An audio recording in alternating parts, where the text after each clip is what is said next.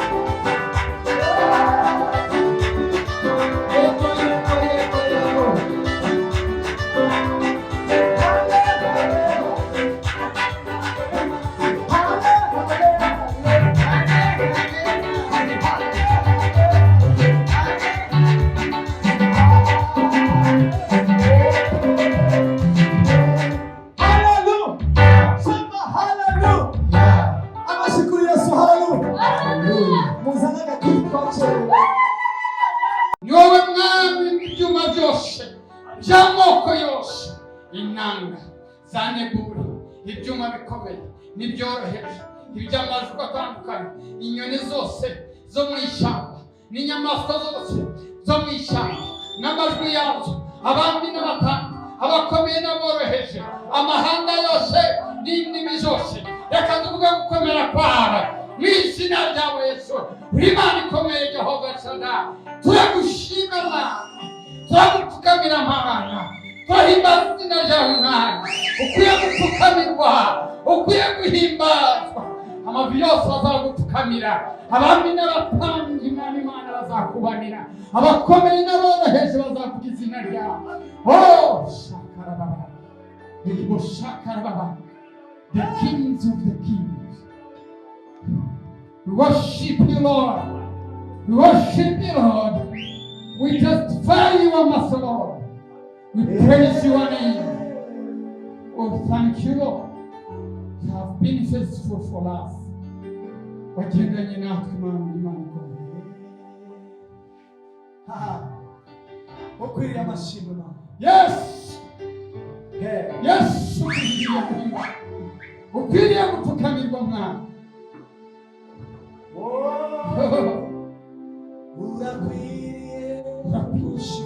You deserve it. You deserve it, Lord. Oh, yes. Amen. Oh,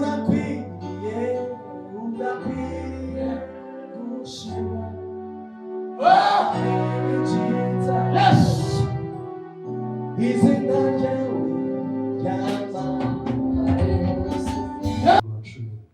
Maze ayo magambo anezeza Uwiteka. Maze ayo magambo agira ate?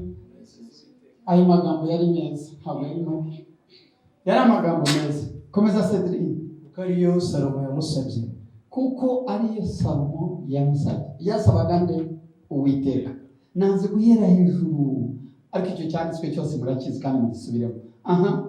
Imana yera ko ibwira Salomo iti, uko ibyo ari byo usabye ukaba udasabye kurama, ntusabe n'ubutunzi cyangwa abanzi bawe bapfa, ahubwo ukisabira ubwenge bwo kumenya guca imanza zitabera. Uretse gato, abami ba Isirayeli bose ababanjirije Salomo, isengesho ryabo mu buzima bwabo bwa mbere na mbere bwari uko abanzi babo bapfa.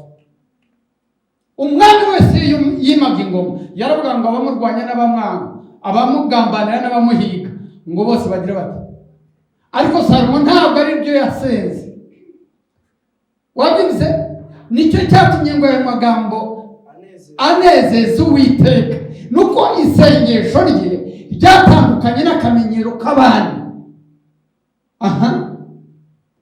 Umurongo wa 10, Imana yera ko ibwira Salomo iti, kuko ibyo ari byo usabye ukaba udasabye kurama, ntusabe n'ubutunzi cyangwa ko abanzi bawe bapfa, ahubwo ukisabira ubwenge bwo kumenya guca imanza zitabera, nuko nkugiriye uko unsabye. Come on. Dore ngo haye umutima w'ubwenge ujijutse. Umva noneho mu gusaba kwa Salomo, iyo uhereye hejuru bireba ngo Salomo yavuye mu bantu, ava muri rubanda, ariyarura, ajya ku kanunga kitwa Gibeyoni karusha utundi tununga ubwiza, ajya kwiherera n'Imana, ava muri rubanda no mu rusaku. Buriya iyo dusenga Imana igishaka rimwe na rimwe ko dusengera hamwe n'amakara ari ku mbabura, kuko afatwa rimwe rikatsa ayandi rigakomeza ayandi. Mu itorero iyo tuje gusenga n'aya materaniro n'iki gicaniro, iyo tuje tukaza gusenga ayo masengesho turi kumwe, Imana irayakunda. Nicyo tubivuga ngo nimukibagirwe guteranira hamwe nk'uko abera babigenzaga. Uyu munsi wa none Imana irongera yatubwira ngo nujya gusenga rimwe na rimwe ujye ukinga umuryango wawe, wiherere wewe wenyine, uvuge ubuswa bwawe, uvuge imbaraga zawe, uvuge n'ubupfapfa bwawe. Salomo rero yavuye muri rubanda aragenda ajya kwiherera wenyine, arangije asenga ku gasozi kitwa Gibeyoni karusha utundi tununga. Imana niho yamanukiye iramubwira ngo Salomo, come on, saba icyo ushaka. Bibiliya ivuga ngo tujye dusaba tugasaba nabi, ngo niyo mpamvu tutagira tudasubizwa. Salomo Imana yari imenyereye ko abami bose bamubanjirije, iyo bagiye kuyisaba no gusenga barayibwira ngo Mana utuneshereze abanzi bacu kandi ubice kandi ubatugabize. Bakabaca ibihanga, bakabatema amaguru, bakabafata amatekwa. Ejo nababwiye icyo ukuntu Elisa yasenze abantu abari baje kumufata Abasiriya, akavuga ngo Mana bahumye, bagahuma uwo munsi akabaranga. Rero ndagira ngo nkubwire ngo Salomo yarasenze, ariko abanzi bacu, abanzi bawe cyangwa abanzi banyu, Yesu niwe yavuze ngo mujye musengera abanzi banyu. Nanjye ndavuze ngo Mana ubahe kubaho no kurama, ungirire neza bazarebe imirimo yawe muri jyewe ntibapfe. Esashi ongera Cedric, dore ngo wawe umutima w'ubwenge ujijutse mu bakubanjije cyangwa mu bazagukurikira nawe uzahwana nawe. rekeraho. Hari abantu birirwa mu rusengero ugasanga arasenga avuga ngo Mana mpereza ubwenge mu bwa Salomo, mpereza umutima mu bwa Salomo. Uribeshya. Bibiliya iravuze ngo mu bantu babayeho babanjirije Salomo n'abazamukurikira, urumva Bibiliya yabivuze yeruye ngo n'abazaza nyuma, abantu bazarema bakavuka nyuma ya Salomo, ntawe uzigera ugira ubwenge nk'ubwa Salomo. Bose muzagira ubwenge, Imana izajya iduhereza akantu gatoya cyane ituvungurireho, ariko ntawe izaha ubwenge nk'ubwa Salomo. Ahubwo nivuga ngo Mana mpereza ubwenge, kuko nugerageza gusenga n'ubwa Salomo ishobora kuguhereza ubwonko bwawe bugasandara, kuko you can't fit it. Ntabwo wabibasha, kuko ni isezerano Imana yarabivuze, iravuga ngo nguhaye ubwenge, kujijuka, ubuhanga. Nta muntu n'umwe mu bakubanjirije n'abazagukurikiraho bose uzigera agira ubwenge nk'ubwawe.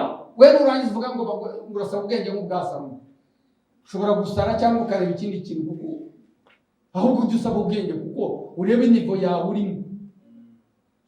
Njya nkunda kubwira abantu bavuga ngo Imana, nimugasaba abantu ikintu badafite. Urasaba umuntu ubwenge kandi arijije, ntabwo ushoboye. Uramubwira gutekereza cyane. Twigeze ahantu twari turi, hari umuntu utari warigeze yiga gusoma no kwandika, yari umuyobozi, ariko hari ukuntu Imana izamura umuntu ititaye aho ukomoka n'ibyo uribyo. Ntabwo mbizi niba Imana yaramuhaye umugisha akikorera umusozi nka Joriji, wenda bakamwibeshaho bakamuha ubuyobozi, simbizi, ariko ntabwo yari yarize. Rimwe bamwigisha, umwarimu amwigisha, aravuga ngo bashushanye inzovu ku rupapuro. Aravuga ngo ntabwo inzovu yajyaho.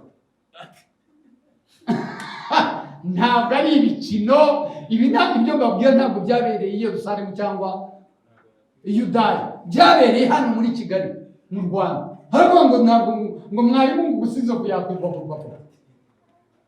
Urasaba umuntu icyo adafite. Imana ntabwo yaguha ibyo udafite. Oya, iguhereza bijyanye n'ubushobozi n'ubwenge n'ubuhanga. Ushobora gusa umugore wanjye ajya ambwira, akunda kumbwira, kwanza murabizi rimwe na rimwe hano ajya bivuga ngo Imana igire mu muntu uzatera umugeri ikamwima ukuguru. Hari abantu ku isi iyo baza gukomera bakarimbuye isi. Hari abantu y'Imana iza kubaho ubutunzi n'ubukire twakabaye tuvaho tugapfa, ariko Imana irabihorera ikabahereza ibitoki bya buri munsi. Abaganga bakavuga ngo mbere ya rero buri munsi ibyo bimutunga, ikabimuhereza azavoka n'imineke n'imiceri, akarya agahaga, akaryama agasinzira, nta nubwo abura harya, ariko ikamuga ngo ntabwo nzakugira umumiliyoneri kuko isi yatezeka. Uyu munsi abantu barakiga ibyo Hitler yakoze, turacyagiga mu bitabo. Kubera iki yakoze ikintu? Niwe muntu wa mbere ngo wavuze ngo amaze kudekara ko afashe isi ayitegetse, ariwe mutegetsi ufashe isi. Aradekara avuga ngo Imana nitegeka ijuru, ngo nanjye ntegeke isi, ngo tujye duhurira hejuru mu kirere, ngo dukore inama njye nayo. Cyo ituma utazabona n'abamukomokaho, niba banahari barihishe bahinduwe n'ubwoko. Yasabye nabi, barimo baravuga ngo kagamba bwe. Uwiteka Imana, Salomo asiga intebe ye, niwe mwami wa mbere wicaraga ku ntebe ikozwe n'izahabu. Ariko ubwo iyo tuvuga Salomo murage no kuba muvuga jewe Fred mwene Rusingizane, nakaho nceceka, kuko n'ubushumi bwe n'inkweto ntabwo byonyine. Nuriye indege njya kureba urusengero yubatse, ntanga amadolari kugira ngo magere gusa nkakura umugisha. Yavuze ngo icyo amaze kubaka urusengero, yaravuze ngo n'abanyamahanga aho bazaba bari hose ngo niberekeza n'imitima yabo aha hantu, niba nakandagira uzabaho umugisha. Nuko nguko Imana yatugize ubwoko, tugira abana. Asaba neza, asabira amahanga. arasaba ntiyasaba abanzi be ko bapfa, kuko Imana yari imenyereye ko abami b'Abisirayeli basenga basaba ko abanzi babo bapfa. This time he changed the prayer. Asabye ngo abanzi banjye ntiyigeze n'abareba, yasabye ibintu bibi. Ngo Mana mpereza ubwenge bwo gukora iki? Kwica abanzi be? Oya, bwo gucira imanza ubwoko bwande bw'Imana. Ongeraho hepfo Cedric. Dore ngo hari umutima w'ubwenge ujijutse mu bakwanjije cyangwa mu bazagukurikira uzabana nawe, kandi ngo uhaye n'ibyo utansabye, ubutunzi n'icyubahiro, bizatuma nta mwami n'umwe wo mu bandi bami uzahwana nawe mu minsi yo kubaho kwawe. Écoute. Amen. Ngo mu bamubanjirije bose abandi ntawe uzigera agira ubutunzi nk'ubwa Salomo. Salomo yari atunze mw'abantu. Uyu mugabo yari akize, yari afite ifeza, yari afite izahabu, izo stoke zari zitandukanye, yari afite amoko yose y'amabuye y'agaciro, yari afite amatungo yose. Ibitabo bimwe bijya bivuga ngo Salomo yigeze abwira abantu, aravuga ngo abantu bose ndarushye ngiye kuryama, mbabwire ko ndashobora guhura nabo. Baramubwira ngo hari abaje, ngo hari uzanye amazahabu n'amafeza, aramubwira ngo mumubwire ko ntari buboneke. Barongera baragaruka baravuga ngo hari umuntu uza gushaka, aravuga ngo ya, ngo ntabwo ndi buboneke. Ariko hari icyanditse kivuga ngo hari uzanye inka 1000 za miliyoni zazo, aravuga ngo uwo nguwo nimumureke akomeza aze. Oh haleluya! Biravuga ngo amaturo n'ibikomeye bizatugeza ku bakomeye. Hari ituro rivugisha umwami rikavugisha Imana.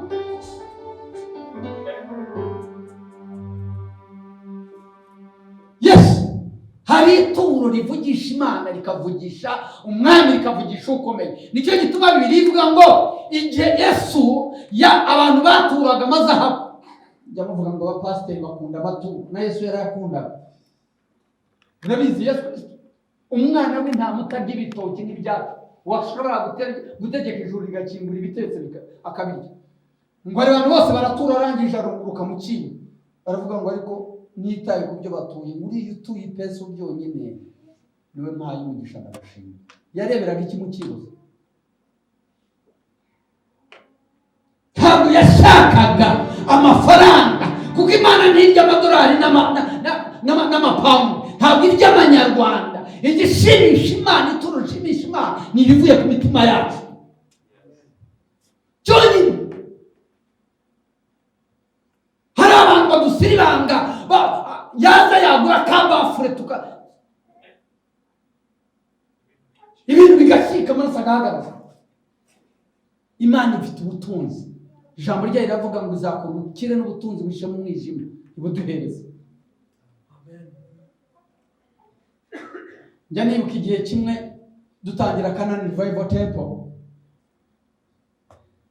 tumaze kubona ahantu tugomba gusengera. Umuntu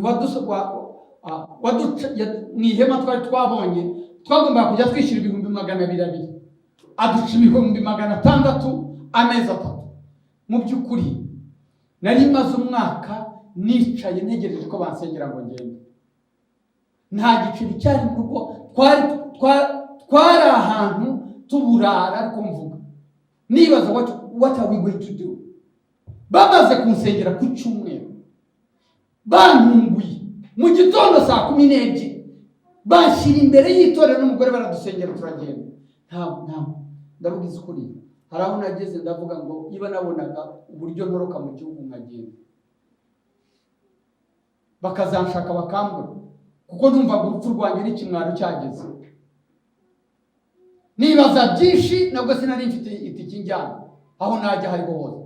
Tekereza no gutekereza gusubira i Buganda kugira ngo n'uwo muhamagara mu cyo gisuzuguro. Ndatangira gute? Basengeye ku cyumweru, bigeze ku wa kabiri no ku wa kabiri, ndibaza ku cyumweru bizagenda bite. Amatorero yantumiraga nzagenda nijireyo nicare n'umugore, bazavuga se konje gute batandumiye aje kubwiriza ahantu najyaga nza kubwiriza. Ese ndasubiraho basengeye bansezerera babone ku cyumweru ndongeje. Nibajije ibintu byinshi, ariko nibuka umuhungu umwe wasengeraga muri restitution cyaki arampamagara kwa gatatu arambwira ngo nabonye ahantu tente abantu basengeragamo baragiye waza ukayifata. Ndagenda ninginga umugabo aduca 250, ndamwinginga aratugabanyiriza adushyira ku 200, atubwira ko tumwishyura amezi 3. Ndamwemerera, maze kumwemerera ndamubwira noneho ndagenda ndeba umupasiteri w'inshuti yanjye hano mu gihugu, ndamubwira rero ndo ndasenga nkatitira byananiye gusenga, mfasha usenge, baransezereye ku cyumweru sinzi uko bimeze, sinzi nuko bizagenda. Aransengera arangije ampereza 100,000. Wa mugabo Imana yesere izakwibuka igihumbi. Amaze kumpa 100,000, ubwo kuwa kabiri hari umugabo wampamagaye, arampamagara twasenganaga muri Miracle, arambwira ngo ko nabonye bagusezerera basa nk'abagutunguye,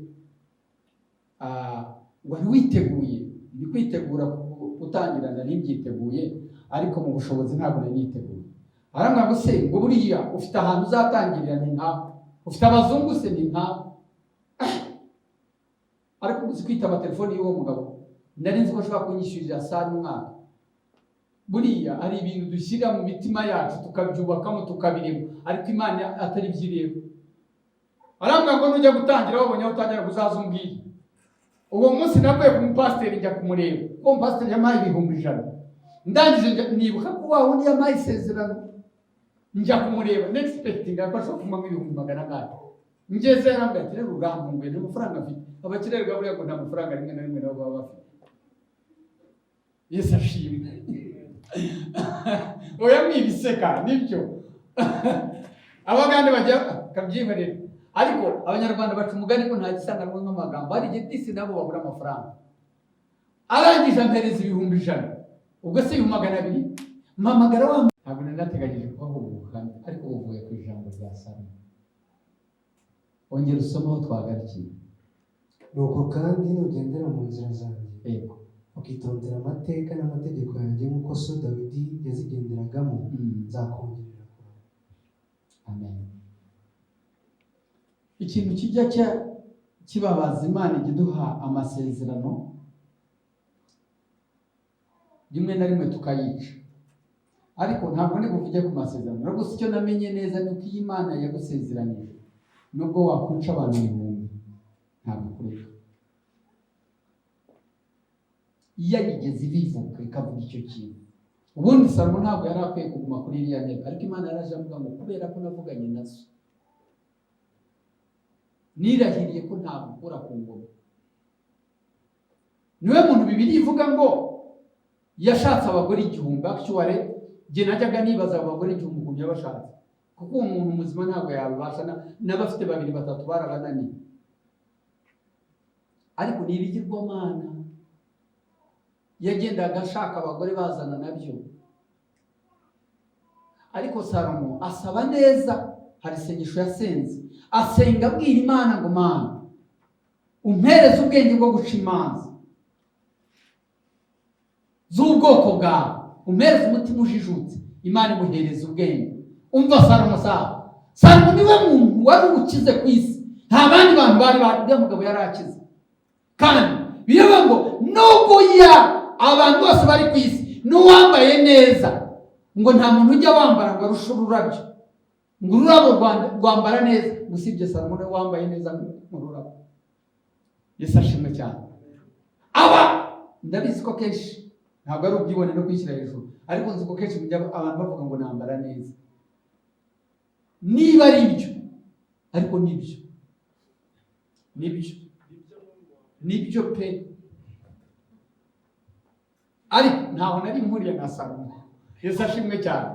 Utazibeshya ngo ubwire Imana ngo uvuge ngo wambara neza aho ugera ha Salomo. Oya, cyangwa mufite ubwenge nk'ubwa Salomo. Oya, utazishyira hejuru, n'Imana ishobora no kuguhana, kuko yaravuze ngo nta muntu n'umwe mu bami bamubanjije n'abazakurikira bazigira bagira ubwenge n'umutima ujijutse nk'uwo. Niyo mpamvu igihe kimwe kugira ngo abigire neza yazanye abantu, haza indaya 2 aho zabaga mu nzira.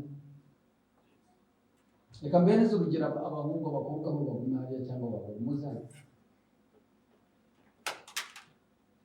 aba bahungu banjye ni bavandimwe n'inshuti. Nkuko mureba abo bana,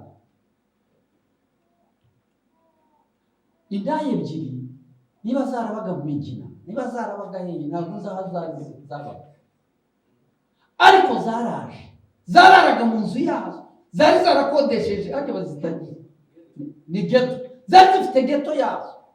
Niba zararaga ku buriri bumwe, ariko zagejeje igihe zigira uburiri bubiri, kandi ntabwo uzi ukuntu zasamye zisamira igihe kimwe, ntabwo mbizi.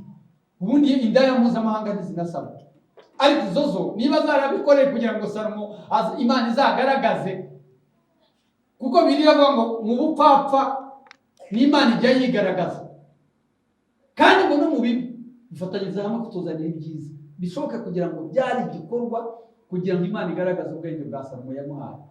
Ese ubundi yajyaga kubugaragaza ryari? N'ibyari yagombaga kubugaragaza, n'iki cyagombaga kubaho gitandukanye n'abandi bantu? Hagomba kubaho ikintu runaka. Imana iragikuretinga, indaya zirasama zombi, zirangije ziraza. Zararaga mu nzu zombi, nta mukozi zagiraga, nta nyirasenge wahabaye, nta nyina wabo bagiraga ngo azavuga ukuri. Ziza zombi, ziraza zigeze imbere ya rubanda, urubanza rurabananira. Zubananiye rujya ku bandi bacamanza, rurabananira. Biba ngombwa ko barushyira Salomo, urukiko rw'ikirenga. Umwana avuga ati umwana ahabanje, kandi abantu badafite ukuri nibo basakuza, yamuteringi. Abantu b'abagome bafite urwango, abajura, ababeshi, abariganya, ababurana by'amahugu nibo babanza. Ntabwo umuntu w'ukuri avuga, araceceka. Habanje umugore wari wibye umwana, aravuga ngo uyu mwana ni uwanjye, ngo uyu mugore mureba arashaka kumuguza umwana, yaryamiye umwana barapfa. Uyu mugore ni umupfapfa, ni ikigoryi, arangije none arashaka gutwara uwanjye. Ubwo ni ubanje avuga amagambo ntabwo nyazi, ariko bigaragaza ko ari wowe wabanje kuvuga. Uyarangije avuga ngo umva mwana, uyu mwana ni uwanjye, ahubwo jyewe narisinziriye. Arangije aryamiye umwana we, aryamye arapfa. Arangije aramuzana uwapfuye, amushyira mu gituza cyane, atwara uwanjye gusa. Ariko ari wowe wacunga urubanza rwe. Tuvugisha ukuri.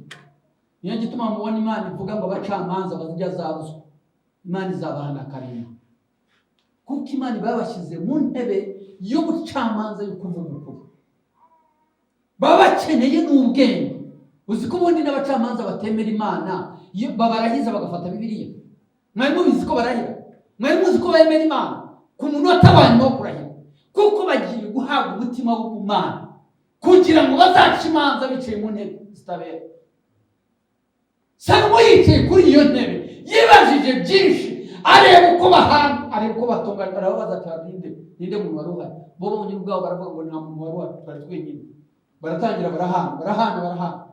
Arangije abaza uriganya umwana, amaze ati okay, muceceke, tubigenza dute? Wowe urifuza ko habaho iki? Ndarangije ngo avuga ijambo, aravuga ngo icyo nifuza.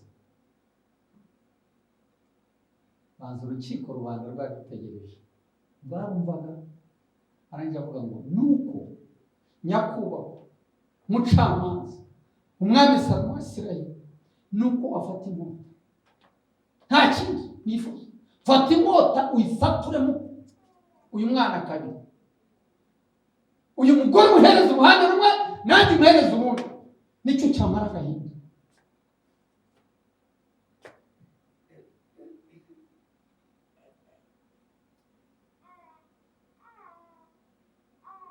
Hari ubuhamya ntashobora gutanga muri iyi minsi, kandi muretse muri iki gihe kizaza, imyaka izaza. Salomo aramureba, arangije aramubwira ngo okay. Arangije ngo harimo se wowe urifuza n'amarira menshi, avuga ngo umwana nyagasani, ntibikabe buri mwana ntibamuce mu kabiri. uriya kivuga ayo magambo, uwo mugore nyiri mwana we yahise yumva amabere yikora tonsa, yumva barasa nkaho n'inkota yamugezeho, ariko ngo ngo ahubwo kugira ngo ugicire umwana nimumuhereze amutware, ariko ntarebye intumbi y'umwana wawe. Umwana ni uwawe. Amashyi menshi. Mana sinzigera ndara hano cyangwa nirwana usaba nawe. Niyo mpamvu Mana nanjye nzajya nkuguma kuko nzi ko gusaba neza. Katuzamura ibiganza byacu duhereze Imana Yesu icyubahiro. Ndashoje.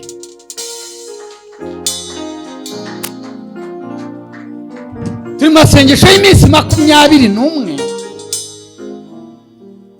aho muri abakora n'abari kure badukurikirana online, abari muri Amerika, abari muri Europe, abari muri Asia, abari muri Australia, abari muri Afrika, abari hano mu Rwanda no mu bihugu bidukikije, ababashije kugendana natwe no gusengana natwe no gukurikira ijambo ry'Imana na gahunda zose, Imana yo mu ijuru ibahereza umugisha.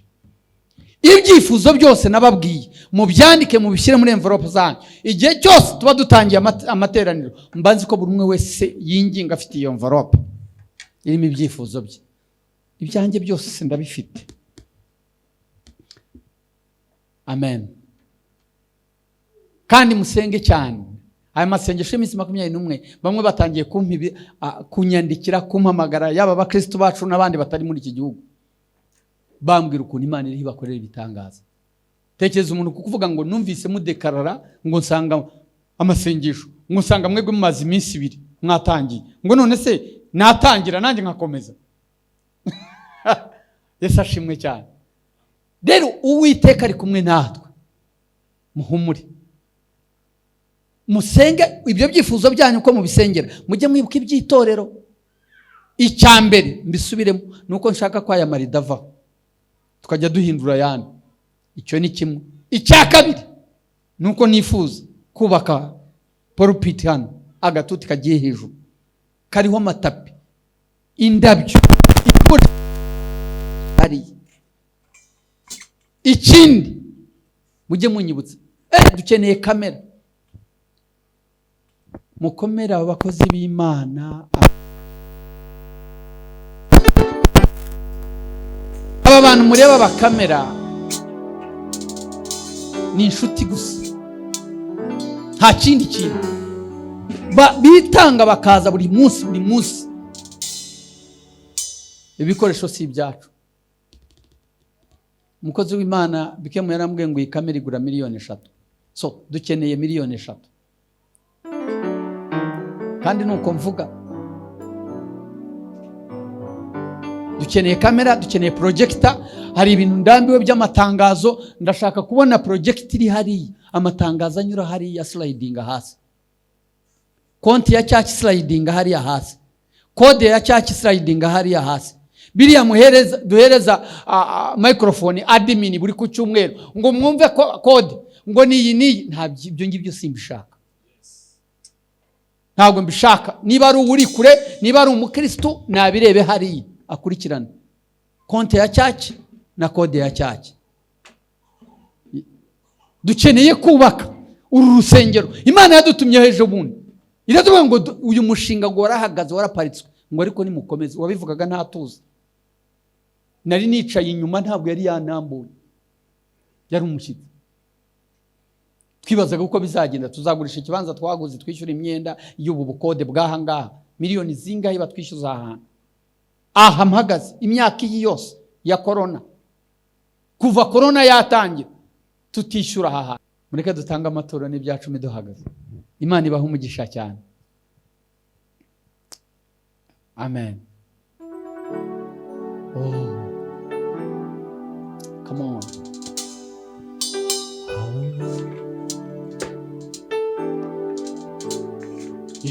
Ubuzima nta buri kintu ufite Yesu, kuko ugufite afite byose. Mwami Yesu ndizeye ibyo ntatunze urabifite Yesu. Aho ntaragera Yesu warahageze. Aho ntarabona Yesu urahabona. Ibyo narakora Yesu muri wowe birashoboka. Ibyo ntatunze Yesu urabifite. Umbereye maso Yesu, umbereye hose Yesu. Hahirwa bagufite kuko wo uri byose. Uri byose kuba gufite Yesu. Uri byose kuba gufite Yesu. Ndagushima mwana. Natinya ikindi kumwe nawe kuko umbereye maso. Ndagushima mwana. Wemera ishimwe ryanjye, wemera igitambo cyanjye, wemera ituro ntuye ry'umutima wawe mu izina ryawe Yesu. Ibyifuzo byanjye ndabikweretse, byose mbishyize imbere yawe. Ndahiga imihigo imbere yawe. Umunsi mwami wakoze biriya, nanjye nzakora biriya mu murimo wawe. Umunsi wankoreye kiriya, nanjye nzakora biriya mu murimo wawe mu izina ryawe Yesu. Numpereza ibibyibushye, nanjye nzazana ibibyibushye mu murimo wawe mu izina ryawe Yesu. Urakoze Yesu. Reka ibintu byose bicecetse, tuzamuye ibiganza byacu.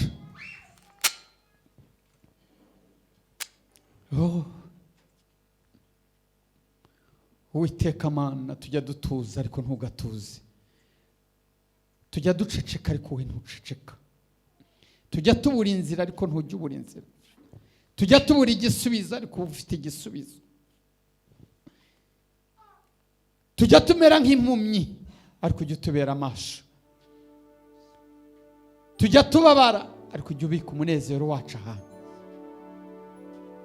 Yesu, turasenze muri uyu mugoroba, muri aya masengesho y'iminsi 21. Nsengeye abera bari kure mwami.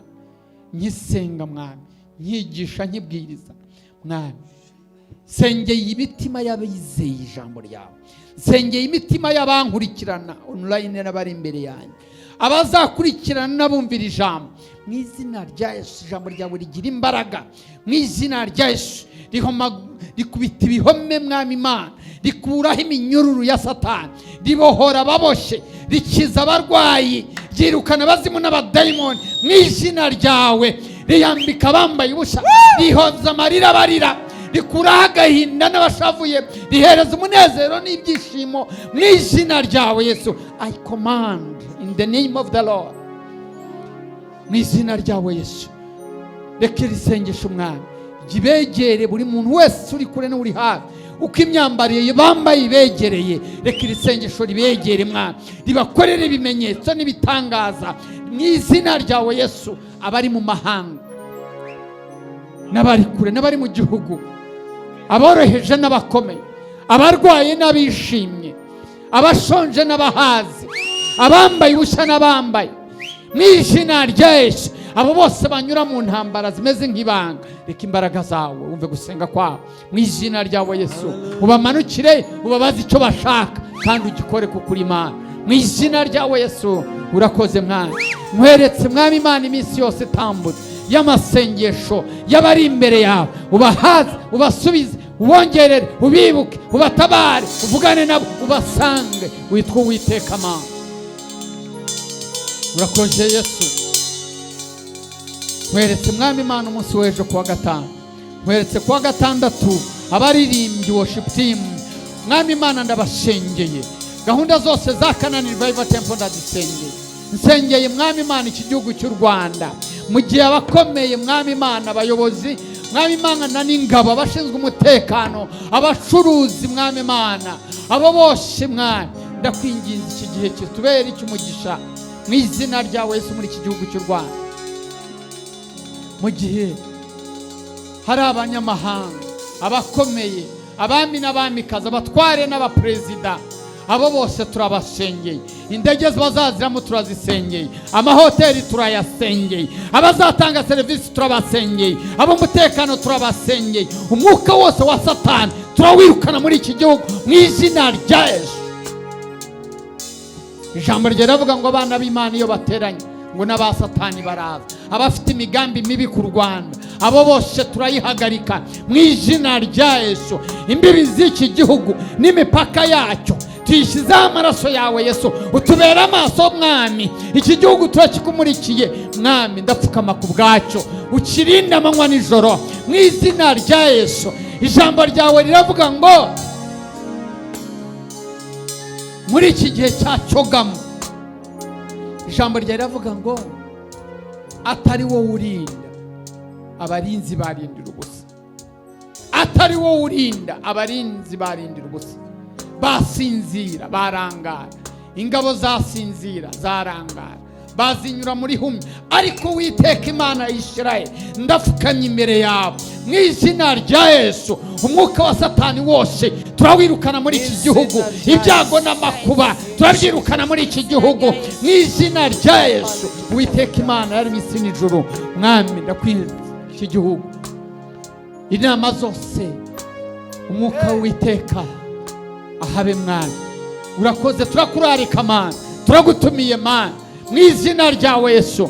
Umwami Salomo yizeye iyo Mana, imuhereza ubwenge, imuhereza icyubahiro, imuhereza gukomera, imuhereza ubutunzi, imuhereza urubyaro, imuhereza kurama. Iyo Mana niyo senze muri iki gihugu cy'u Rwanda mu izina rya Yesu. Igihugu gitoya ugihereza umugisha, igihugu kitazwi ugikomeze ucyamamaze mu izina ryawe Yesu. Abantu wiremeye abatazwi Mwana ubagure Mana ya Isirayeli. Izahabu ni izawe, wazana izahabu mu gihugu, wazana ubutunzi mu gihugu. Uzakenyuruza abami udukenyeze, uzaduha konka amashereka y'abami, uzaduha ubutunzi buhishe mu mwijima mu izina rya Yesu. Hereza iki gihugu cy'u Rwanda umugisha mu izina rya Yesu. Hari ubutunzi buri mu mahanga, uduhereze Mwana. Hari ubukire, hari ugukomera, hari izahabu, hari ubwenge. Mwami Imana turakubamye, byose biri mu kiganza cyawe. Ijambo ryawe riravuga muri Yohana ngo nituba muri wowe nawe ukaba muri twebwe, icyo tuzasaba cyose uzakiduha. Duhereze Mwami Imana igihugu kiri mu byose, duciye bugufi. Uturinde kwishyira hejuru, uturinde ubwibone, uturinde guhaga tukibagirwa igihe icyo ari cyo cyose. Mwana uri Imana, iki gihugu kirinde mu izina rya Kristo Yesu. Senze nizeye, sengeye abanyamahanga bazakizamo, sengeye ab'indimi zitandukanye, sengeye abagore n'abagabo, sengeye Mwami Imana ibihugu bitandukanye ibizaza muri iki gihugu, sengeye abene gihugu Mwana, uhereye kukomeye ukagera kuworoheje, umuhereze kunywa ku mata no konka ku mashereka y'abami mu izina rya Yesu. Iki gihugu gikomeze, iki gihugu gihereze mu izina ryawe Yesu. Reka ubwiza bwawe Mwami Imana mu izina ryawe Yesu. Urakoze. Hallelujah. Manuri imbaraga zawe mwami we, ishureho ibyananiranye. Iyo misozi niveho. Manuri imbaraga zawe zikureho ibyananiranye. Ibibazo